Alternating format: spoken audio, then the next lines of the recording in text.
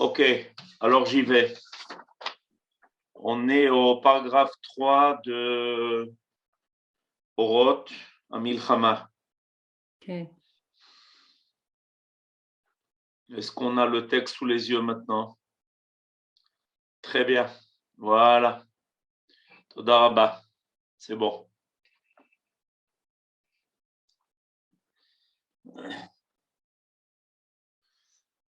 Ok, alors on passe au troisième paragraphe.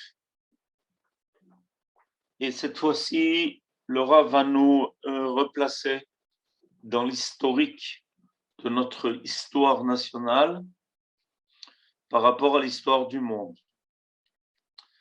Et il va nous faire comprendre pourquoi, en fait, pendant si longtemps, on semblait, en tant que nation, être absent de la scène mondiale. De la scène mondiale dans sa politique globale.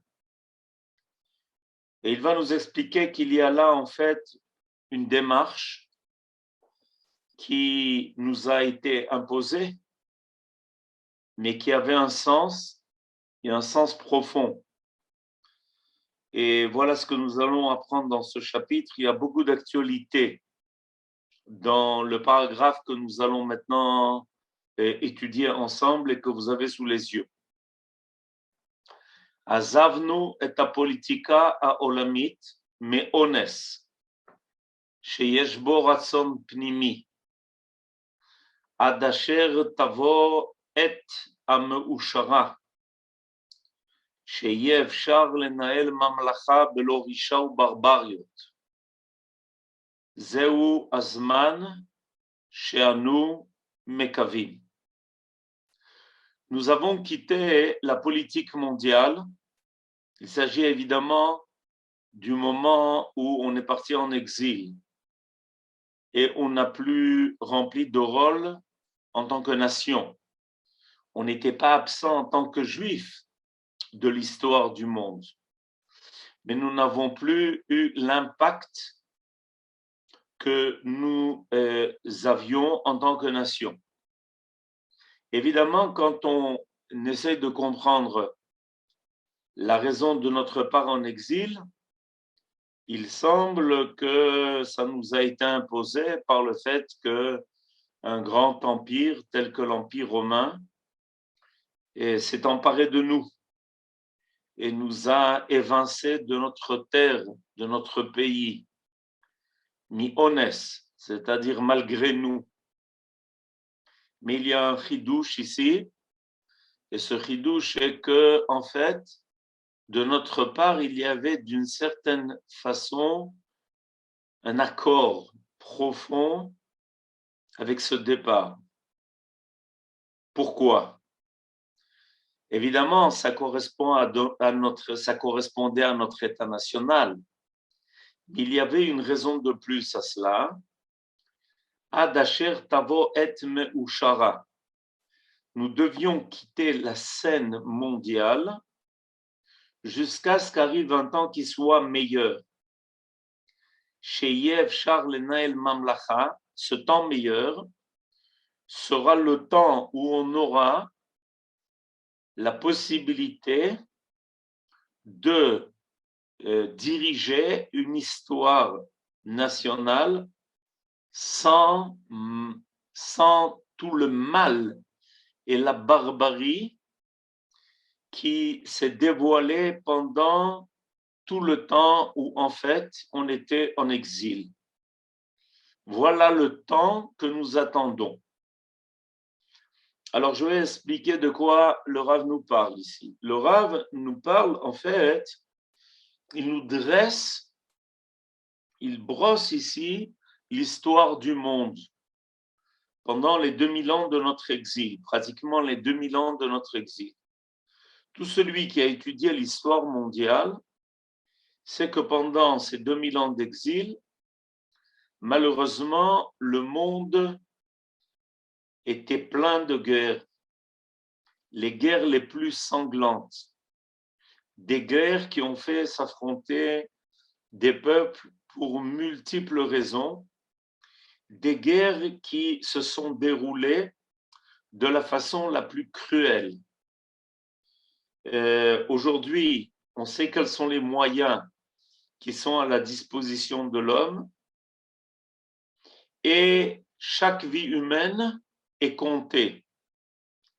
On doit se rappeler de ce temps-là où la vie de l'individu n'avait aucune signification, aucune volonté. L'espérance de vie au Moyen Âge était en moyenne de 30 ans. Quand quelqu'un dépassait 30 ans, on considérait qu'il avait déjà vieilli longuement. Il y avait une cruauté qui était sans borne. Les gens se tuaient à la main sans aucune hésitation. Et on parlait de guerres qui pouvaient durer 100 ans, des guerres d'affilée.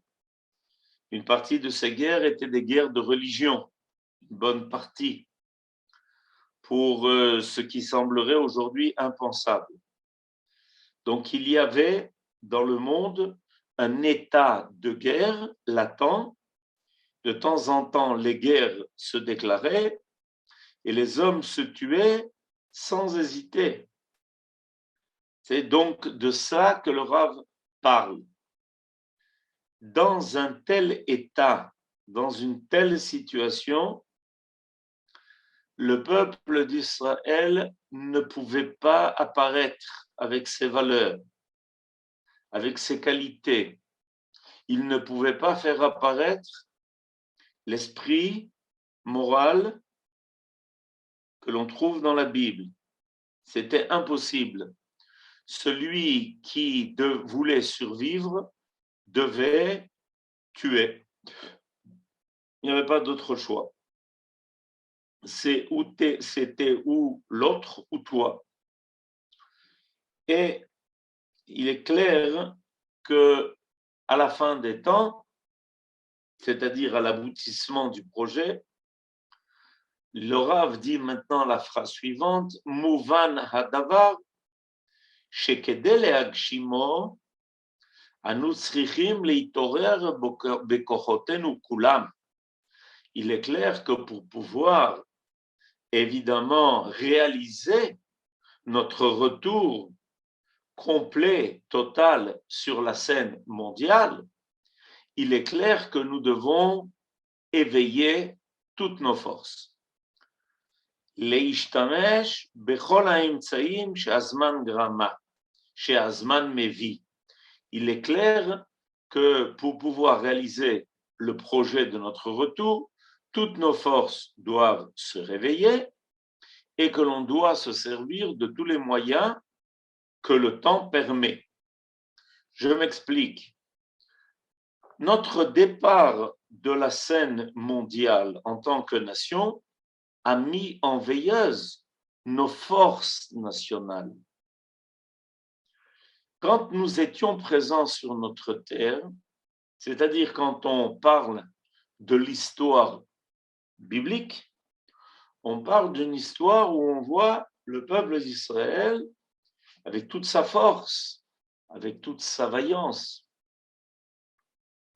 Ces forces sont là, elles sont présentes, elles sont capables de mener une nation et d'avoir la force de résister à toute tentative qui vient de l'extérieur pour essayer de porter atteinte à notre entité nationale. Et la Bible nous parle de cela. Quand nous sommes partis en exil, nos forces vives, à tous les niveaux, se sont mis en veilleuse. On n'aurait pas supporté l'exil, on n'aurait pas pu voir les vagues de l'exil déferler sur nous sans réagir si nos forces n'avaient pas été mises en veilleuse. Donc notre départ en exil n'a pas seulement été un départ géographique, il a été un départ de notre existence nationale qui a vu sa flamme baisser. Tout a été mis en veilleuse. Avec notre retour, toutes ces forces-là doivent revenir. Combien de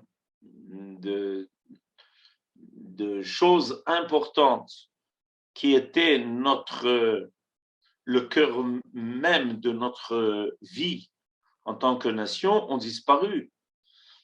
Nous parlons en général du Beth Amikdash, mais il ne faut pas oublier que aussi a disparu la Malchout. On n'a même plus idée de qui est la descendance de David.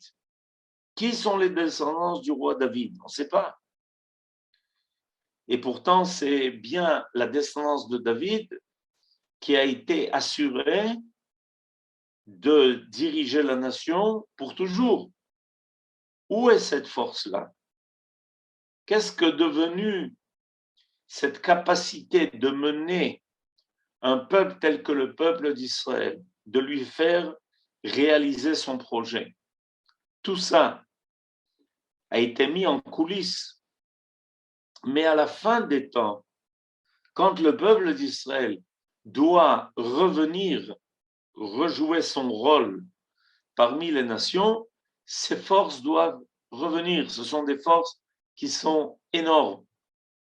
Ce sont des forces, par exemple, qui aussi sont le Sanhédrin, c'est-à-dire des hommes tellement sages qu'ils sont capables de diriger non seulement la vie juridique du peuple, mais aussi de donner un soutien spirituel et moral à tout ce que le peuple entreprend, de le guider, de lui donner le chemin nécessaire à la réalisation de son projet en tant qu'Israël.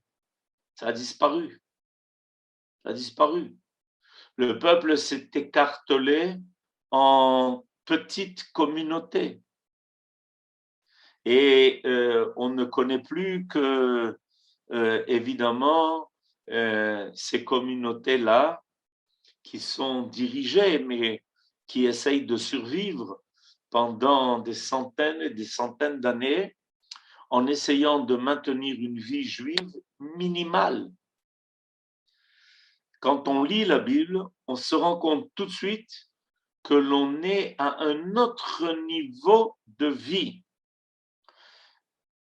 Les forces qui sont des forces de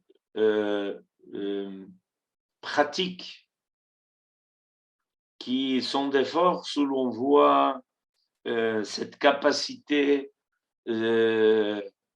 d'agriculture, de construction, de donner au monde les forces que l'on voit à l'époque du roi Shlomo, du roi Salomon.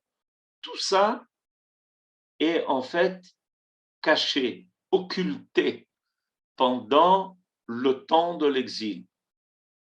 Et évidemment, ça correspond à notre état. D'accord? On va bientôt fêter Purim et la Megillah de Purim s'appelle Megillat Esther. La Megillah de quelque chose de caché. Esther vient du mot caché. Tov, alors dit le Rav, Akol yad el boré kol olamim menaelet. Tout ce processus dont nous parlons maintenant, tout ça est dirigé, mené par la main de celui qui a créé tous les mondes. Et le temps passe et on a le sentiment que ça ne se termine pas. On ne comprend pas Pourquoi ça nous prend tellement de temps pour revenir jouer notre rôle, pour revenir être présent, pour revenir à notre rôle en tant que nation.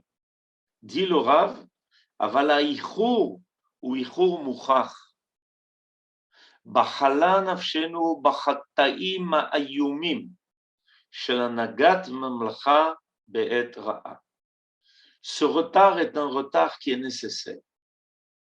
C'est-à-dire le fait que ça nous prend tellement de temps et on a l'impression de traîner, en réalité, c'est quelque chose qui est bien orchestré parce que, dit le Rav, notre âme avait horreur de toutes ces fautes qui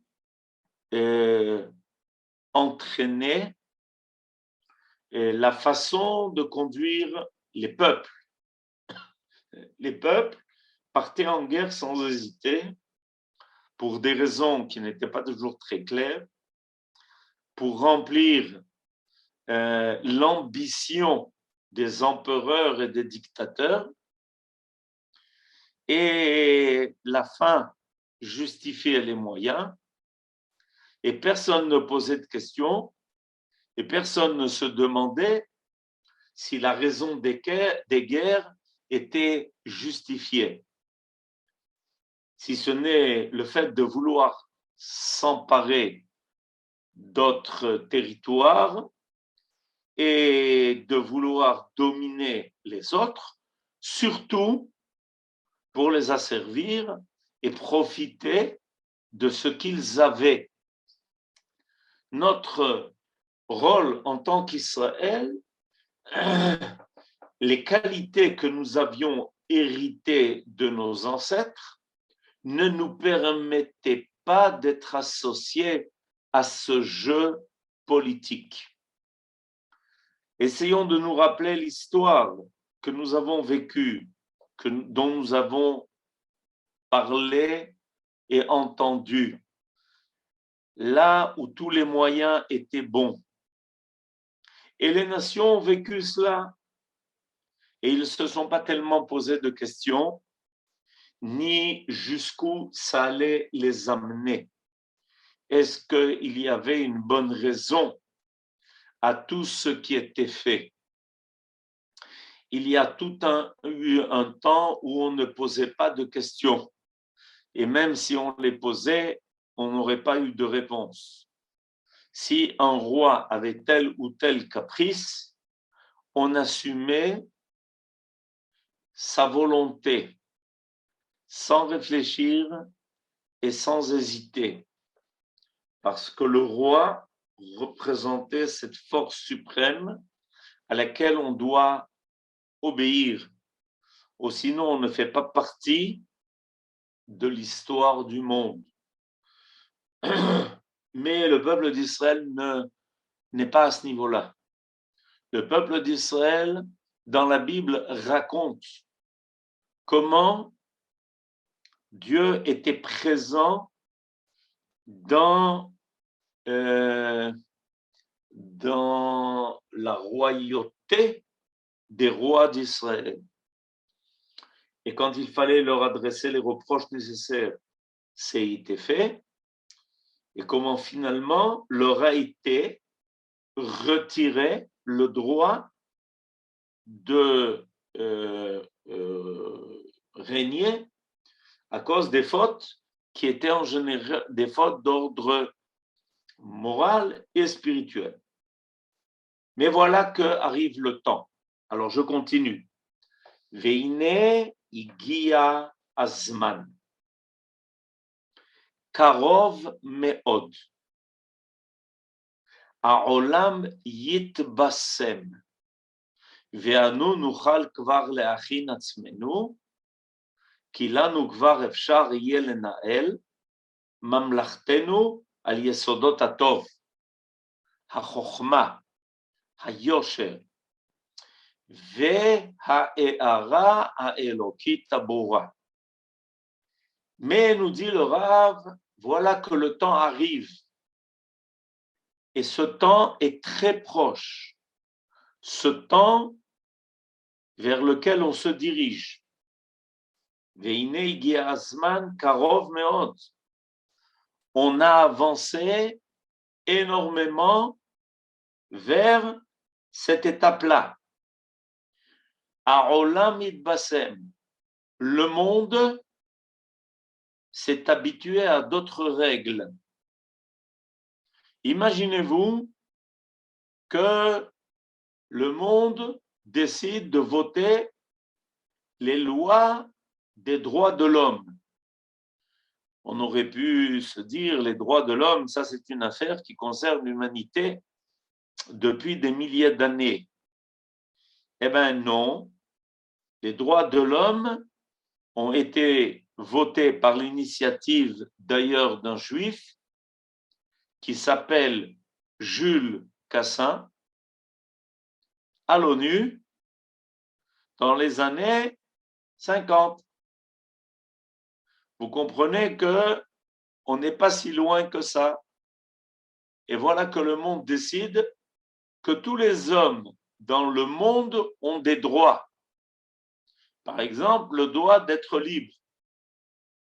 Alors, vous comprenez que tant que ces lois n'ont pas été énoncées, en fait, ça veut dire qu'avant, il n'y avait pas de telle loi, qu'on pouvait faire des hommes ce que l'on voulait, et que personne n'avait rien à dire, et qu'ont disparu des millions et des millions et des millions et des millions de personnes sans qu'on sache pourquoi et où.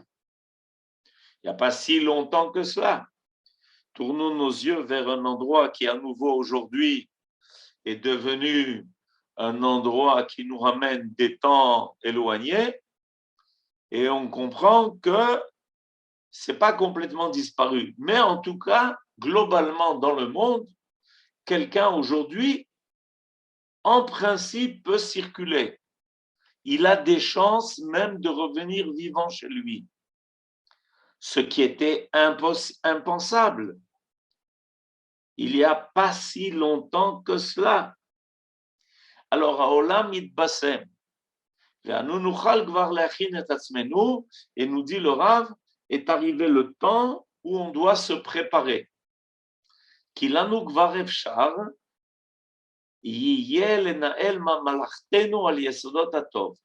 Parce que il est devenu maintenant possible de mener notre vie nationale reposant sur des principes positifs de morale et de sagesse.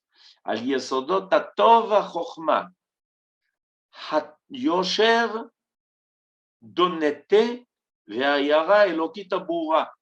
Et tout cela mené par une morale divine supérieure. Donc, regardez, il y a quelque chose d'intéressant qui se passe. Les forces du peuple d'Israël s'éveillent et se réveillent, elles le poussent à sortir de l'exil et à retrouver une vie nationale, et le monde en même temps progresse dans son niveau spirituel et moral. Et à un moment donné, ces deux mouvements-là vont se rencontrer. Le mouvement national d'Israël et l'évolution du monde de façon positive vers un niveau beaucoup plus élevé, vers une humanité qui prend en considération la vie de l'homme, la vie de l'individu, sa réussite et même peut-être son bonheur. Alors, pour nous faire comprendre tout cela, le Rav maintenant va nous ramener à l'époque de Yaakov, à l'époque de notre ancêtre Yaakov.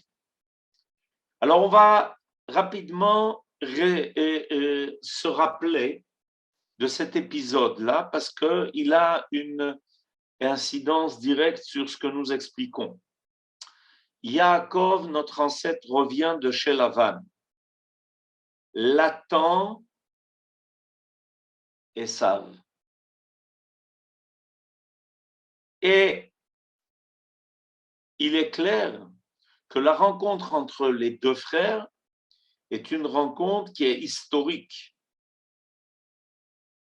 Il est clair que revient sur le tapis de l'histoire l'idée de savoir qui va mener l'histoire maintenant.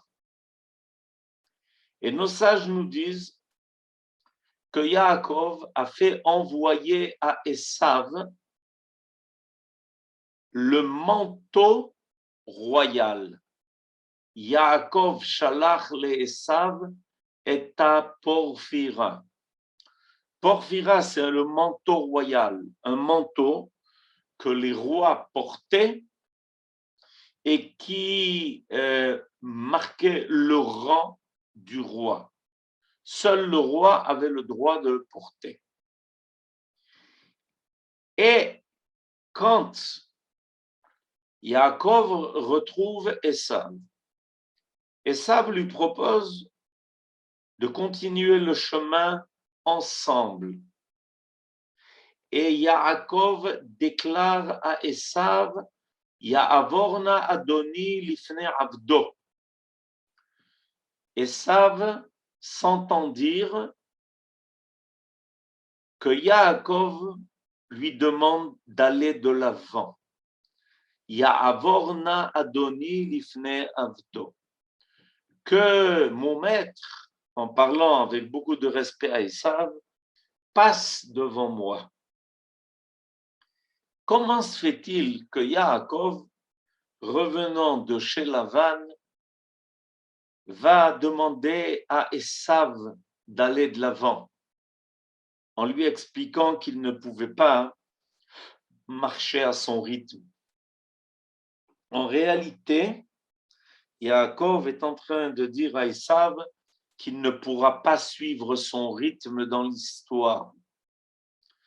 Il demande à Esav de mener maintenant les affaires mondiales. Ya'avorna Adoni lifne avdo. Yaakov donne en fait la préséance à son frère Esav. Il lui donne le droit, la possibilité de mener l'histoire du monde pour un certain temps. Pourquoi? Parce que la situation mondiale ne supportait pas la façon de voir et de se comporter de Yaakov, qui était Ish Tam Yorshev Ohalim. Il fallait Esav, cet homme de chasse, avec toute sa force et son épée, pour régler les affaires du monde qui se régleraient pendant longtemps à la force de l'épée. En hadavar kedai le Yaakov la'asok bamamlacha. Ça ne convenait pas à Yaakov de mener les affaires du monde à ce moment-là. Ba'et, à l'époque, she'itzricha liot damim melea, où il y avait besoin d'une telle effusion de sang. Rappelons-nous ce que Yitzhak avait dit à Esav quand il avait fini par réclamer une bracha de son père. Al charbecha tichye, tu vivras au fil de l'épée. Le monde, pendant longtemps, a été un monde de barbarie, un monde de conquête, un monde de déplacement incessé de toutes les populations qui voulaient s'emparer de tous les territoires possibles et imaginables. On ne se rend pas compte, mais il y a eu un méli-mélo, un brassage de peuples énorme la plupart des peuples qui ensuite font tellement droit de leur territoire n'étaient pas là. Les Anglais sont des Vikings. Les barbares ont défilé avec Attila sur l'Europe. Il faut bien être conscient de cela. On parle aujourd'hui du droit des nations comme quelque chose d'évident et de simple. C'est loin d'avoir été cela. Personne ne va fouiller dans l'histoire des nations pour essayer de justifier leur présence à tel endroit ou à tel autre. Il y avait des conquêtes incessantes qui, évidemment, étaient accompagnées de guerres sanglantes. Alors, Yaakov, notre ancêtre, qui est évidemment Israël en tant que peuple, Yaakov en tant qu'ancêtre, Israël en tant que peuple, savait tout cela. Il avait compris tout cela. Il était conscient de tout cela. Et c'est pour ça qu'il a dit à son frère Esav, va de l'avant. Cette histoire-là, qui va être vécue pendant quelques milliers d'années, c'est une histoire où finalement, elle est surtout pour toi, Esav. Toi qui es un homme de chasse, qui est un homme des champs. Et quand on fait aujourd'hui le résumé de l'histoire de l'homme, on comprend combien Esav, qui avait jalousé son frère, n'a finalement pas été en reste, et c'est lui qui a poussé toute cette histoire, une histoire d'empire, une histoire d'empereur et une histoire de dictateur, dont les traces se font sentir jusqu'à aujourd'hui. Nous, à cette époque-là, dit le Rav dans la dernière phrase, Anu kibalnu rak et hayesod kefi ha'echach leyased uma. Nous avons fait juste un stage. Nous avons édifié une nation après avoir terminé notre randonnée dans le désert. Nous avons créé une nation et ça a été pour un temps bref. Rappelons-nous que, en tout et pour tout, le premier Beth Amikdash, qui est le temps essentiel de notre vie nationale, n'a duré que 410 ans. On parle en tout et pour tout de 4 siècles. Si on rajoute le temps du roi David à cela, on est à 450 ans, pas grand-chose. Et donc, on a fait juste l'expérience, la première expérience en tant que nation.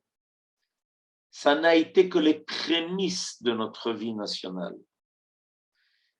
Et quand on a fini de vivre ces prémices-là, dit le Rav, et kevan shenigmal ageza udachnu mimloch. Dès que on a fini de recevoir notre structure première en tant que nation, on a perdu le droit de régner. On a perdu le droit de l'indépendance nationale, que nous n'avons pas retrouvé jusqu'à nos jours.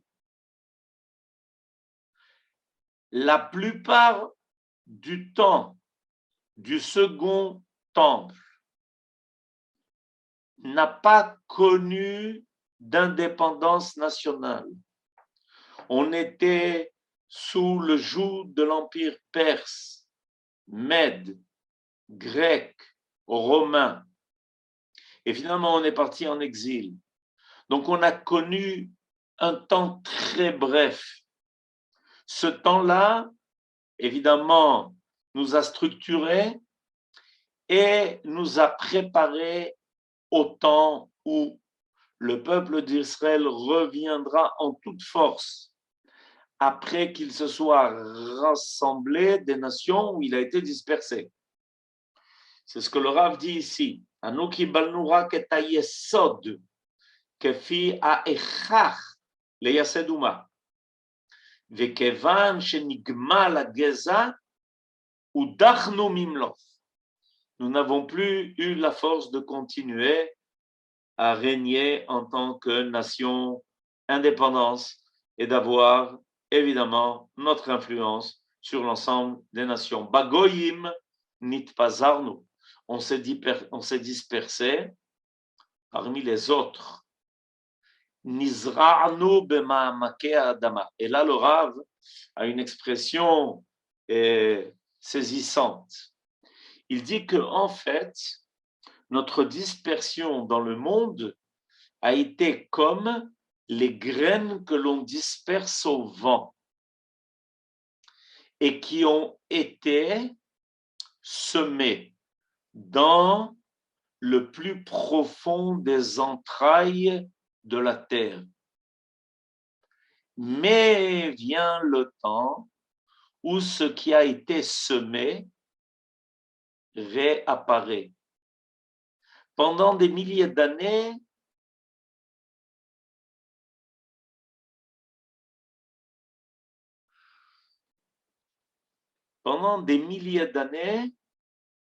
on a donc été dans l'obscurité, on a été derrière les rideaux des coulisses et comme si on avait disparu, à tel point que certains ont parlé de nous au passé, ils ont même décrit la langue hébraïque comme une langue morte, et en réalité, en parlant de la langue de l'hébreu comme d'une langue morte, ils voulaient dire que ce n'était pas seulement la langue qui était morte, mais c'est exactement comme ces graines qui sont enterrées en terre et qui semblent avoir disparu pour toujours et à jamais. Et voilà qu'un jour, elles réapparaissent. Voilà qu'un jour, elles poussent à nouveau. Adasher et Azamir igia, vekol hator yishama be'artzenu. Finalement, arrive le temps où le peuple d'Israël réapparaît. Et vous savez que quand les graines sont enterrées en terre, alors il y a quelque chose de très particulier qui se passe.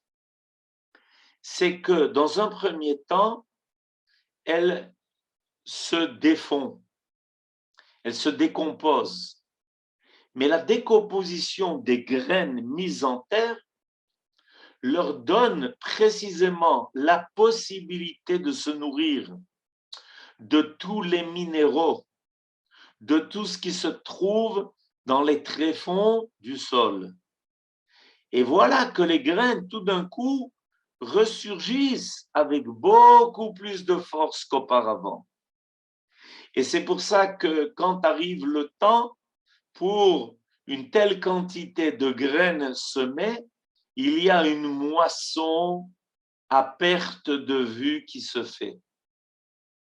Exactement ce qui se passe avec le peuple d'Israël. Le peuple d'Israël semblait avoir disparu de la scène mondiale, comme s'il n'était plus présent dans l'histoire du monde. Et voilà que le temps arrivait, le temps d'un monde qui est capable d'intégrer le message de Dieu, le message divin, le message biblique. Le peuple d'Israël réapparaît en toute force, avec toutes les capacités qui en fait ne se sont jamais perdues, mais qui ont été provisoirement mises de côté. Toutes ces forces-là pourraient apparaître avec toute la grandeur qui est nécessaire cette fois-ci à mener l'ensemble des affaires de la politique du monde entier. Et bien voilà, on est en train de vivre ça. Et des fois, on est tout à fait surpris de ce qui se passe. Et on doit sûrement s'attendre à des choses encore très grandes et extraordinaires selon l'explication que le Rav vient de nous donner. Je souhaite à tous et à toutes Shavua Tov. Yaakov nous dira s'il y a des questions. Merci beaucoup. Merci, Toda Rav. Rav, vous nous entendez? Non? Ok.